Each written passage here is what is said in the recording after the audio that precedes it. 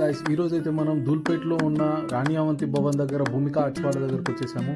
And ఇక్కడ చూసినట్టయితే మొత్తం ఫ్రెష్ లోడ్ న్యూ స్టాక్ మొత్తం అప్డేటెడ్ ఉంది. ఇక్కడ అన్ని గణేశాస్ వచ్చేసినాయి. క్యూ ఇక్కడ నుండి మనం స్టార్ట్ చేద్దాము.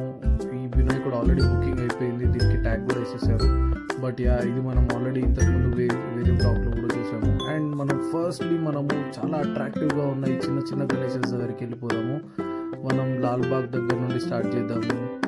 ఓకే, ఆల్రెడీ మనకు చిన్న చిన్న సైజ్ ఇది ఒక 1.5 feet ఉంటుంది అంతే. Lalbagh with background, without background ఉన్నాయి. అండ్ చూసినట్టయితే ధోతి కలర్స్ రెండు డిఫరెంట్గా ఉన్నాయి. అండ్ పంచాలు కూడా పెట్టించారు మనకు ధోతి.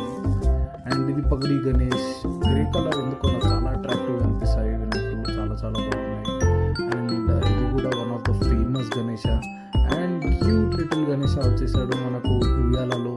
అండ్ ఈ మోడల్ మనకు 8,000 రూపీస్ సంథింగ్ అయితే మనకు ప్రైజింగ్ చేశారు వీళ్ళు. అండ్ ఇంకోటి నెక్స్ట్ లాల్బాగ్ గణేష. ఇక్కడ నుండి మనం కొంచెం బిగ్ మోడల్స్కి వెళ్ళిపోదాము.